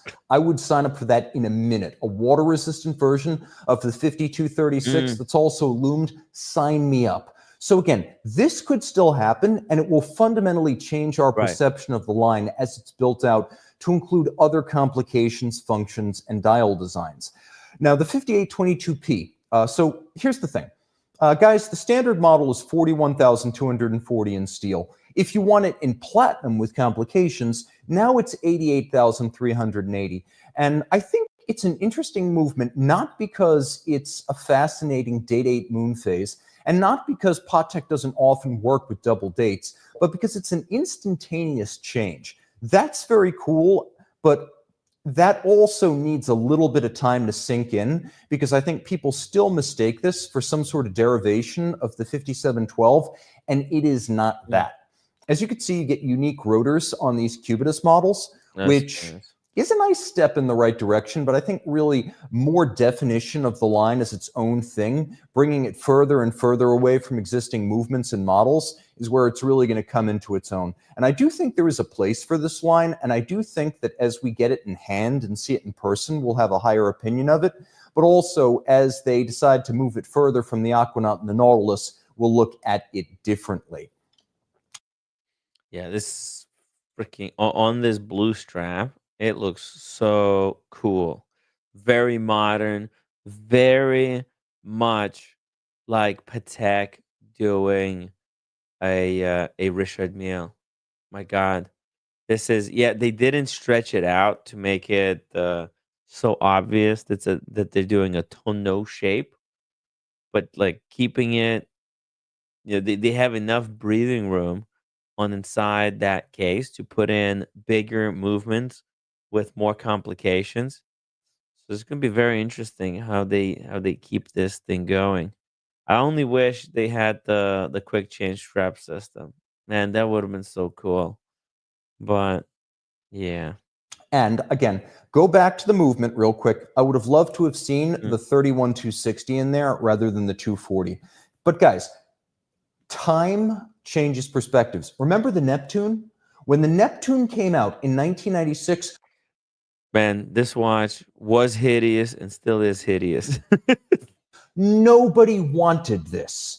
It was at a time when Patek was trying to diversify its sports watch offerings. 1 year before the Aquanaut, they came out with a full bracelet, steel, automatic, loomed, Sigma dial, salmon dial sport. This watch is making me sick looking at it. No, but I'm sure I would like it actually if I held it in hand, because there's some type of vintage charm about it. But oh boy, is it hideous. Watch. Today, people love this. But Back they do, then, yeah. There's, because it found its audience. That's what needs to happen for the Cubitus. Oh, do you guys get it? Do you get it? Because the Cubitus is being thrown at everybody, right? It's a new watch, so everyone's talking about it. So many people are get to see the Cubitus, and a lot of them don't like it, and maybe because they don't like it, they go on social media and they voice their opinion, etc., etc. Whereas with a Neptune watch like this, yes, it was hideous when it came out. It is hideous to me, but over time, there's some people who really took a liking to this watch. It's got an acquired taste, guys. It's like liver. Have you ever ate liver? No, I don't. I'm not a fan. I don't know. I don't know. It causes me pain to eat liver, so I don't eat liver. But some people love it. It's their favorite meal. Um, but it's very much. And people who love liver, they really love liver. They actually go out and pay big money to try liver. I don't know why would you ever do anything like that. But They do. And same thing with this Patek Philippe.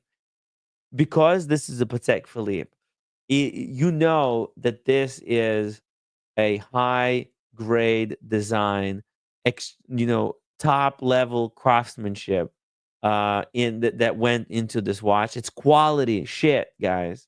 All right, let's just put it this way. Now, if you don't like it, okay, it's not for you. Just like liver, it's not for everyone. I hate liver. So is this watch. But if you've been through so many Rolexes and you feel bored, then why don't you bring out something like this? Wouldn't that be beautiful?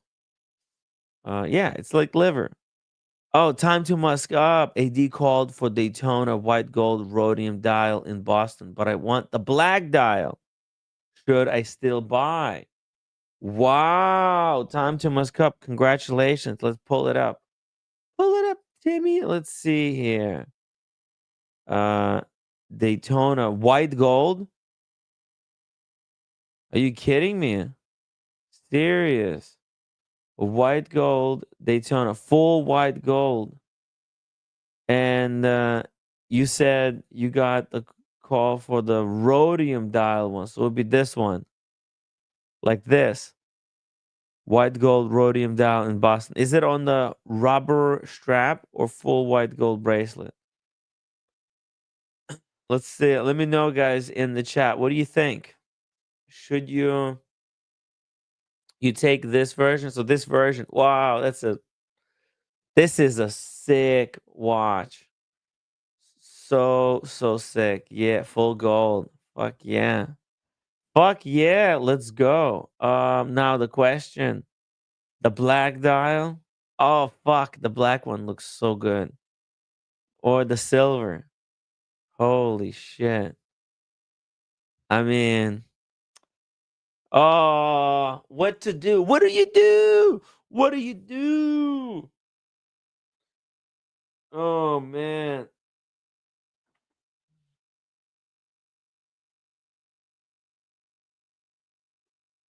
Fuck. It's such a both of them are so amazing. But I think the black one is better. Unfortunately, I think the black one is better. Ah, shit. I hate to say, I think in greater scheme of things, it doesn't matter. But in these pictures, at the least, oh, you know what? Let's pull it up on. Let's pull up a video, okay, on YouTube. Let's see if somebody out there has it. Let's see which one is better looking. And let's see an unboxing, guys. All right, here we go. Let's see. There's a few videos here. Oh, okay. So this is a black dial one. Oh, damn! It's one watch and done. Oh shit! That looks so effing good. All right, it looks so good. What? It's a perfect one and done piece, I think. Because I got the steel Daytona, and it's great because it's like a great light watch, but white gold so much better. Ooh! By the way, here's the silver dial. What do you think? What do you think? Oh, check this out. I want to go back to the dial. Here's the dial. Look at that. Oh, it's different. It's really different. Shoot. How do you choose between such two very close choices? Mm. Silver dial with black subdials or black dial with silver subdials. Let's Tough question. Uh, Wrist watch holic says black one looks way better. Let's see. Let's go back to the black one. Okay, this is in shrink wrap. Can't really tell well. Let's see. Okay. Okay, let's just do this. The final Rolex. The guy called it the final Rolex. Damn. Yeah, that looks so good. Yeah, I think oh, my watch channel also says black dial is probably better, but both are awesome. Adriano 17, Tim, how about a half and half dial, half GMT, half so horrible.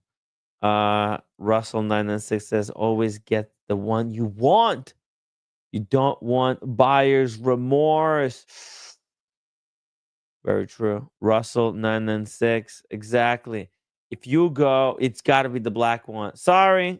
Sorry. Sorry, time to Muscap. I really hate to say this, but you got to get the black dial one. Not because it's so much better, because it is. It is way better than the silver dial one. No, I'm joking. I'm joking. They're very close, but it's the one that you want. If you get the silver one and then you see some fucker with the black one, you'll go like, "Oh, look at this. That guy has my watch." It's going to be really annoying to know, you pay $40,000. It's so much money. You're going to be looking at this thing every single day. It's probably going to be your most worn watch once you buy this. It'll be very difficult to wear anything else after you get this. I'm sorry, time. I'm sorry. So if you go with the silver one, every day you'll be sitting there looking at your wrist and thinking, I didn't get the color that I wanted. Imagine if I had the black dial one. Imagine this. Imagine that. Yeah, you don't want that. Get Russell is 100% right. Get the color you want. My watch channel, just go with your guts. You want the black one, hold out for that. Yeah, just say, sorry, guys. As much as I think the silver one is great, my heart says black dial. And if I'm going to spend $45,000 of my own hard earned money, it's got to be the right one. Dingo Dave, I love both dials. I've never been a huge fan of the bezel. I know. Probably just me. Ceramic bezel. No, I don't like the ceramic bezel either. Dingo, you're exactly on the money. The ceramic bezel makes me really paranoid. You know how they say Timmy's paranoid? Well, yeah, I am paranoid of breaking the bezel while hiking. Now, imagine you're climbing a mountain or you're hiking in the woods, right, over the rocks. You're making your way up some steep hill. You slip and you smash the watch against the rock. Now, the ceramic bezel is going to instantly crack, whereas the steel bezel can take an impact. Look, you saw that Adrian Barker video where he dropped his Explorer 2. He serviced the crystal, but he did not replace the bezel. And I have the same type of feeling, hey, you know what? You want to go through life, you got this watch. It's a keeper. One, and that's the thing. You can only have a watch that you keep forever if you got the one that you wanted. Because if you get the one, like a close one to the one that you wanted, you're always going to be regretting not having the one you exactly want.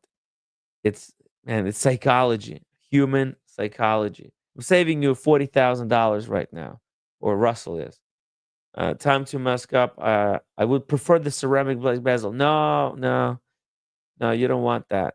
But I figured buying the white gold uh, will get me closer to the panda. Oh, you want the panda as well? Yeah, you can get the panda. There you go. That would be a perfect combo. You get the black dial in white gold, and then the Panda with the ceramic bezel. If you want the steel one, if they give you both, that would be amazing. Wristwatch Holic says he likes his two-tone Daytona. Yeah, two-tone has been overlooked by a lot of people. They just disregard it.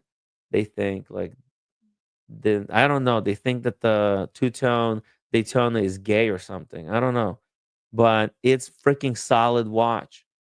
Especially, actually, like every color in there is pretty good. It's the white one is good, the black one is good. Depends on what kind of uh clothing you tend to wear. Like if you wear light colors, you get the white dial two tone. If you wear dark or black colors, uh you get the black dial two tone Daytona. It's really nice. And on the gray market, you, it's like it's a no brainer as well because they go for the price of the steel one. Actually, they're cheaper than the steel one. You get gold in addition to the steel.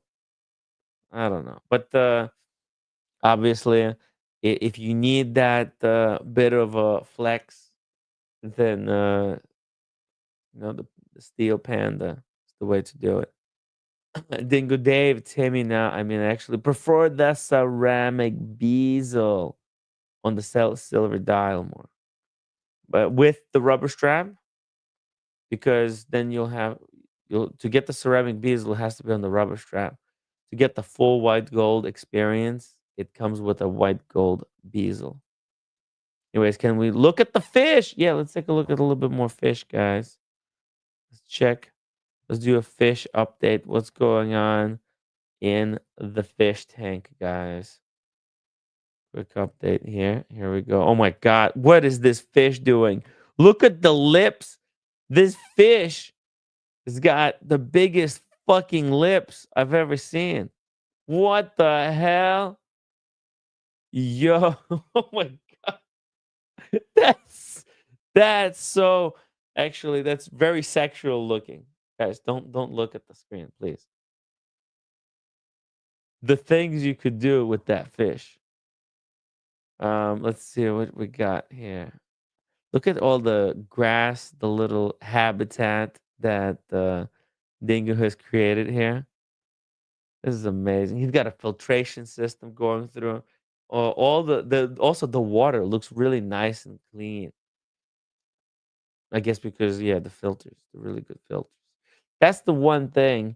When I was growing up in Ukraine, there was my cousin was in this phase where he also suddenly really liked making aquariums, and so he had aquarium in the city, and then he put up an aquarium in my place. So yeah, and but the filtration, that's the trickiest part. I remember some guys tried to create a fish tank, but they didn't have a filtration system. In the day or two, the whole tank was just black. It's just black water. And the guys didn't understand what happened. Why did the water turn black? Yeah, fish do all kinds of dirty stuff. All right, let's see here. Thank you for the update again, Dingo. I have two-tone. Oh, very nice two-tone rose gold yacht master with the black face. Hey, that's the one that uh David David a good friend of the show actually had stolen from him. Let's see here. Where's the picture? Pull it up. Trying to pull it up. Oh, here we go. Right here. Boom. Is that one? Yeah. This is what David was wearing. He came on the show yesterday to retell us a story. He was wearing this watch, and he basically brought his good old friend, quote unquote, and his dealer buddy to his house to take a look at some watches. And when he went into, he gave them a bluesy, and then he went into the room. Oh no, no, he gave them this watch. They were, I think, the dealer friend was gonna buy the watch, so uh, he had this, and then he went into the other room and brought out a what's it called? Brought out a bluesy, and the next thing you know, Oi!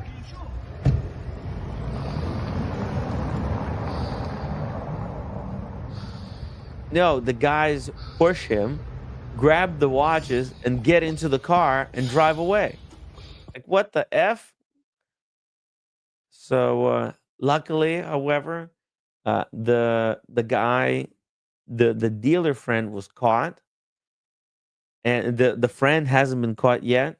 But the watches, they're no longer recoverable, and the insurance actually paid him for the watches. It took 3 months though. But yeah, anyways, it's crazy stuff. You got to be careful with these wristwatches. Yeah, easy. Yeah, no, but they got caught. What were they thinking? Like, how were they supposed to get away? I don't understand. Think about it. What, they're getting into the car. The guy has a phone. He knows the name of the friend. Where are they gonna go? For real. It's so yeah. Yeah, it's effed up. It's really effed up. You can't trust these dealers. They too many thief variety of them out there. But anyways, I think listen to Russell. Uh, he's got the right idea. Also, if you want, uh, I can talk to my AD. Maybe they have one for you, because I remember you asked me to see if oh, but yeah, they won't be able to give you a panda after that. I don't even know. Like, I was actually trying to buy that same Daytona. If you don't know, I was so delusional. Actually, I got on the wait list for this watch. I don't know why, but I did, and luckily, I never got a phone call for it, because I thought, oh, if I get a phone call, I'll just go on a crazy, um, like a sales spree. I'm just gonna start selling everything, the Sermon, the Air King, maybe the sub, few other pieces, and get this one. And that way, it would be a perfect combo. The black dial Daytona and the steel Panda Daytona. What do you think? Look at this. Wouldn't that be the perfect combo? Wait, can I make it bigger? Hold on. Oh man, it's tricky. Can't make it bigger, unfortunately. Anyways, it would be a cool combo, no? What do you think? Two Daytonas, a white gold black dial, and steel Panda. There's too many Daytonas. The total, I don't know. I'm nuts. I'm nuts. I'm gonna be selling the Summit soon, though. So yeah, that's gonna be very, very helpful. All right, let's get back here and finish up the Cubitus talk. There was a tepid response. Mhm. This is how time can change perspectives. And remember the sculpture? Sometimes time does not change perspectives. Ooh. So this is two different takes on Patek's mid-90s steel sports watch ethic. Hey, would you guys? Oh, let's do another poll. Okay, so I'm gonna close down the current poll that I had going for the Cubitus. I asked the question, "What's your opinion on the Cubitus, guys?" And the results are fascinating. It's 38% of the audience say they like it. 31% have no opinion, but they're neutral, and 31% say they hate it. It's an almost three, like, equal 30%, 33%, 33%, 33% split. I think a few more people said they like it, because probably because I've been very positive about this model. But I'm actually surprised by the hate. 31% hate the Cubitus.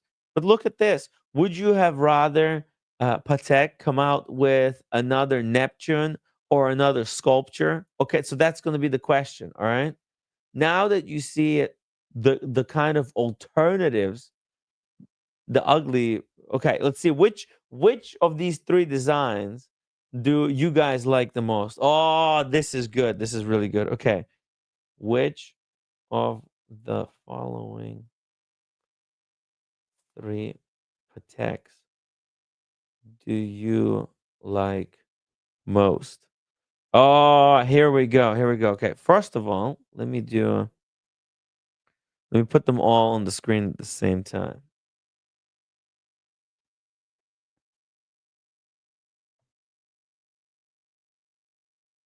Okay. Okay. Let me put these three watches on the screen.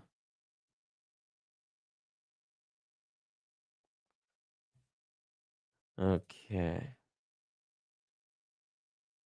Because, okay, this is going to be a true test to see if Cubitus design is really that bad.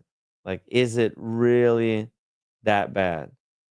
And I'll use the two-tone Cubitus for the Cubitus picture. Here we go. Oh, this is brilliant. Which of the following three Pateks do you like the most? I'll put Cubitus. Then the middle one is statue. And what was the last one called? Um, Neptune. Okay. Start the poll, Timmy. Let's see, guys. Let me know in the chat which of these three Patek Philippe models do you like the most? Go in the chat, vote. It's gonna be we'll do like 10 more minutes, guys, and I'm gonna wrap it up. So make sure you vote in this poll on this top subject of Cubitus tonight. Cubitus, baby. It's a pretty cool watch, all things considered. So let's see. Link for Magic. Oh, Magic wants to join the stream. Let's see. Hey, Ray.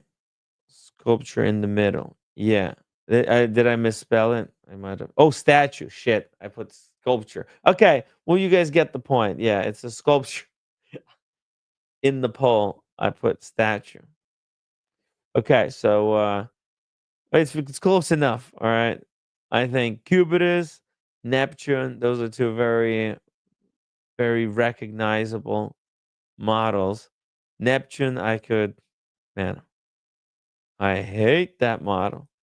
Hey, Pedro, welcome to the show. And my watch channel says the middle one looks like a Seiko Cortura or Tag Link. Yes, I think it was created around that time of Tag Heuer S Link.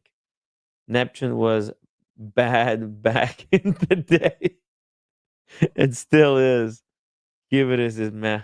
But between the three, I think Cubitus is the most palatable one. It's kind of the most mass market appeal. It's just really clean, simple, elegant. This whole like there is a niche. I think the sculpture, the one in the middle, looks a lot like the Vacheron, right? The overseas, the because of the way the bracelet is, but it might be like a multi-link bracelet. Maybe it's like almost beads of rice. And then, man, look at the Neptune. The finding links for the Neptune is so fucking impossible because of it's very rare. Uh, Ray, thank you so much for being member for 18 months. Tim Mosso said, I have a great outlook live watch reference watch. Okay. Thank you, Ray Ray. Oh, you have great outlook. Hey, Magic City, welcome to the show. Welcome, Tim. Can you hear me? Yeah, we can hear you. How are you doing? Good, good, good. I had to set up all my stuff again because it's a long time ago. So I had to find my mic to join you. How are you doing, Tim?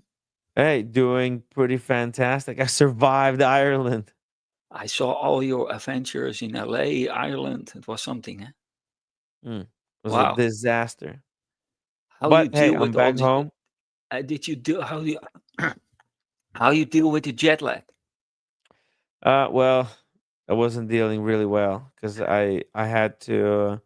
Well, I didn't have to, but it was such an opportunity to do a election news live stream. So I opted to staying up one more night to Yeah, prepare I see. for. I've seen it. I've Yeah, seen it. yeah. I think we So, had. I think it was pretty good show. mhm. So Anyhow, I'm yeah, back in the Magic City. I'm yeah. already on the watch hunt. Ooh, you're on the hunt for another watch. I'm on the hunt Now, on another where are you watch. hunting? Are you currently in Florida or are Yeah, you? I'm in Florida at the moment. Oh, Yeah, okay. Which month do you go back to? Where are you I go from? back in Dutch, right? April. I just arrived April, from the Netherlands, and I Netherlands. go back Okay. in April. I stay here as a snowbird. They call it snowbird. Snowbird. Magic City Snowbird. is a snowbird, guys. When it Yeah, gets cold in Netherlands, he takes a cruise down take a to cruise. Florida, right? Did you do the cruise this time as well? Yes, yes. That's why we had a stopover at the Bahamas, and I Oh, went wow. to the jewelry stores and the watch shops, Uh-huh. and I went into the IWC, and I was just looking around, and I remember that you were at Watches and Wonders at the IWC, and I remember that you were looking at the IWC perpetual calendar, eternal calendar. Am I correct? Yes. Eternal The calendar. Eternal Calendar. Yes. I saw that. I saw the watch there on a poster. I Real. said, They had it in the boutique. I said, if you have that in the, if you have that watch in the boutique, I will take a look. Uh-huh. And the lady said, wait a minute, we have it in the vault. I said, I know, I can't believe that. And it was blue, my favorite color. And I had to wait for 10 minutes, and she had to go to all her managers, and she popped up with the watch. I couldn't believe it's the eternal calendar. Very special, beautiful piece. I can confirm, like you said at the Watches and Wonders when you saw the watch, that you were impressed. I was impressed too. It was like, yeah, I fell in love with the watch. So Unfortunately, I since didn't have then, a chance to take pictures of it. I showed it on the live stream. yeah, you were spoiled. You were Yeah. getting, you were on the bar. You would get spoiled by with all the guys at the IWC booth. Do you remember Yeah. that? Yeah, You had a yeah, lot of because it alcohol. was Raphael got Yeah, me in with him yeah, because yeah. he's like a The lady. super collector and Yeah, he has certain VIP access that yeah, I don't. And he invited me with him to see the yeah, watches. So it was like a freaking wild access. Unfortunately, they showed it. I showed it on the live stream, and then yeah. when I I ended the remember. stream, I wanted to take some pictures of it, but they pulled it away because they had other VIPs coming in. Wow, wow, wow. So Yeah. since then, I So noted you're the watch thinking since you show. Eternal Calendar. Uh, Okay. Let me end the I poll right now. So Magic okay. City, Sorry. Yeah. just really quickly here. You know, Uh, I was Tim and the running. show, I will pop up tomorrow. Don't worry. I Oh, just want to okay. say Yeah, we hello. can talk I want to say tomorrow hello about. to all the guys. I Yeah, saw Ray. I saw Sean yeah, tonight. I still miss Tim G. But yes. Tim G, come I saw back. all the guys. Yeah, Tim G have to come back. I have Yeah. an appointment with him. I invited him for a golf game here in Florida. So I hope he Oh, keep his wow. word. I hope he keep his Yeah, word. yeah. I know, right? Tim G, come back. I don't know if it's something that I've done. Then I would like to apologize. I don't know what Mhm. it is. Maybe I I don't have should a clue know. too. That's what I the remember roommate that you always were tells me. you were to Switzerland and you come back and suddenly he was not on the show anymore. Yeah, he was gone. He was never to Yeah. be seen. Yeah. I hope he's like okay, health wise and everything. I hope Yeah. it's not. That's what I'm most worried Yeah. about. If he's I okay, would because like he to at completely least get vanished. a proof of life, as they Yeah, say. I tried because I had some lines, Hmm. but the lines are totally mute. Yeah. Very interesting. Okay, Yeah. Tim, I Okay. promise to come So back another time. I just let you let's know do a that show I'm still tomorrow. Are there. you available tomorrow? Yeah, it looks like I'm there tomorrow. Okay. Let's. You're gonna go to the IWC. I was there already here at the Okay. boutique. Did you take some pictures? Yeah, I have some pictures. Yeah. Okay. So send me the pictures, and then tomorrow we'll do a show. We'll talk about the Yeah. IWC watches. Yeah, it's good. Yeah. Perfect. All right. Cool. Okay, guys. I'll All see the you guys tomorrow. in the chat, we Yeah. will hook up later. Yeah. Exactly. Okay. So the final tally on the poll, unsurprisingly, Cubitus got 66%. This is exactly what I thought would happen, because you see, we're already being trained to like the Nautilus, and because Cubitus is so close to Nautilus, it's so close to home. It's already been here, done that. It's good home based territory. Whereas you look at the Neptune and the sculpture in the middle here, these are hideous designs that only a mother could love, or some super collector. Everybody's got their freaky side, right? And if you're into this kind of stuff, then hey, it's cool. It's cool. I have no problem with anyone who likes the sculpture or the Neptune. In fact, I want to buy you a beer and hear why you like this watch. So, anyways, with that, we're gonna wrap up today's episode. Hopefully, you guys enjoyed it, and it was shorter show today. I'm trying to take it a little bit easy. Let's take it easy here.